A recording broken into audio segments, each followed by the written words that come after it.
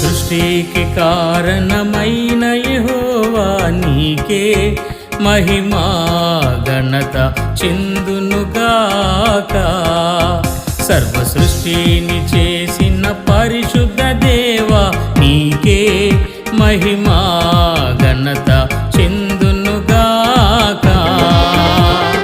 నీకే ఆరాధన తండ్రి, నీకే ఆరాధన, నీకే ఆరాధన దేవా, నీకే ఆరాధన.